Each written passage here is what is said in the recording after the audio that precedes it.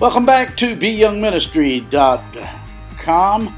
Today we continue in our study of 1 Timothy chapter 3, verses 9 through 11, which reads, "They must keep hold of the deep truths of the faith with a clear conscience.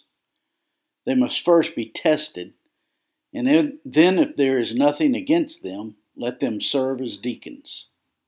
In the same way, the women are to be worthy of respect, not malicious talkers, but temperate and trustworthy in everything." That's 1 Timothy chapter 3, verses 9 through 11. In today's text, the Apostle Paul addresses the heart of the deacon. In verse 9, we read, "Deacons must hold or keep hold of the deep truths of the faith with a clear conscience." The deacon is to be known as one who knows and understands the deep truths of the faith. As with anything worthwhile, it takes time and serious effort to know and understand the deep truths of the faith. The key is to be known by these deep truths. This means we must have the humility and the willingness to entertain and wade through the deep questions of life, which is more painful than I could say. There's no knowing and understanding these deep truths without going through the dark moments which leave us with Him and Him only. In Psalm 42 and verse 7 we read, "Deep calls to deep at the roar of your waterfalls. All your breakers and your waves have gone over me." There will never be a substitute for a personal relationship with the Lord, wherein He is becoming more and more important to us on a daily basis. As this happens, we will discover that we are being increasingly defined by Him. This is when we will be known by the deeper truths of the faith. The Apostle Paul also tells us to hold to these deep truths with a clear conscience. When we run to the Lord for His definitions of life, we discover He defines us. It's not enough just to know the truth. We must be known by the truth, which is the Lord Himself. And of course, He knows all things. But as we avail ourselves to Him, we will be known by Him in an experiential way, in a way that He does not force on us. This is a way of being known by being vulnerable to Him. This type of knowledge He defines in that passage where He says to the goats, "Depart from me, for I never knew you." Throughout 1 Timothy, the apostle makes a major point out of sound and accurate doctrine. And the spiritual character of the deacon is founded upon affirmation of New Testament teachings. The key in doing this is discovered in Paul's words, "with a clear conscience." He possesses a conscience that is clear because he is walking with the Lord. The Lord is defining him. Winston Churchill said it best when he said, "Mountaintops inspire leaders, but valleys mature them." The stronger our theology, the stronger our conscience will be. The more we understand the Bible, God's definition of things, the stronger our faith will be. When we have strong doctrine and theology, we will be very strong in our conscience. Strong conviction yields a strong conscience. Conviction leads to the commitment to the truth, which will yield a soul influenced and framed up by the truth.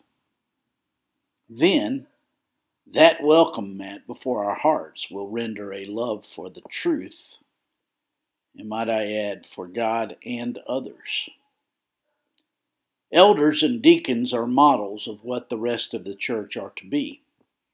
A pure conscience only exists where a person lives out his biblical convictions and knows no accusation against himself. And by God's grace and power and the confession of sin, we can know that this pure conscience of which Paul speaks. So a deacon in the church is tested by personal trials that he encounters in his walk with the Lord. In verse 10 we read, "They must first be tested, and then if there is nothing against them, let them serve as deacons." The verb used here for tested is a present passive verb, which means it's an ongoing test. This means that those who are deacons are tested and proven people. Quite frankly, they have tested the truth to discover its stability.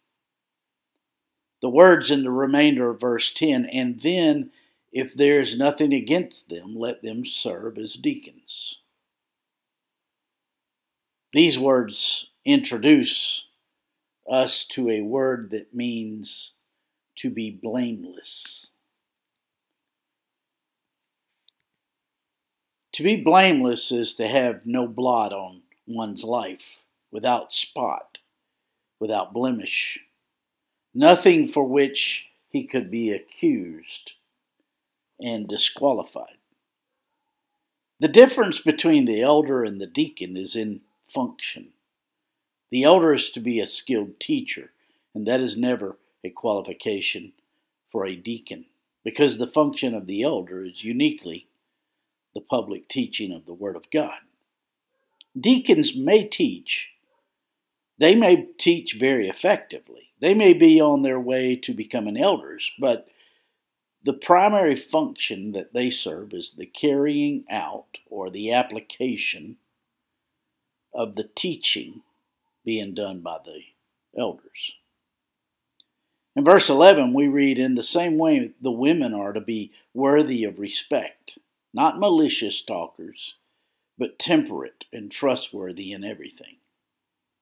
This verse clearly shows a woman can be a deaconess. In Romans 16:1, Phoebe was called a deacon or a deaconess.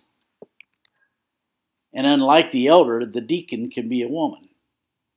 God has been known to raise up women in the church who serve in many ways, caring for the poor, ministering to the sick, providing meals for families, counseling, teaching little children. The qualifications in verse 11 are almost the same as in verse 8.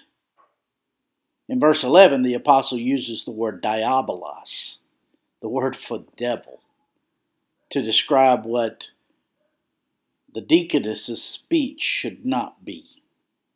The deaconesses are not to be slanderers. The devil, of course, is the supreme slanderer. In other words, they're to control their tongue and give no place for the enemy to bring havoc in our ranks. They are not to have a tongue that is not only gossipy, but not also slanderous. In other words, they're to control their tongue and give no place for the enemy to bring havoc in our ranks. People who say the wrong things, whether gossip or slander, say it because of their lack of self-value. And only the Lord can give proper self-value. The tongue speaks what the heart thinks, and the person who is not building others up are in no position to lead. Leadership is for those who have no self in the game. The leader must be wise in what he says and How? Only that which is constructive should come out of the leader's mouth. Never anything destructive. For that which is destructive ultimately serves the kingdom of darkness. My friends, I trust this podcast and this blog are helpful to you in your walk with the Lord. If I can be of further assistance to you, send me an email at BYoungMinistry@gmail.com. Hey, have a great day.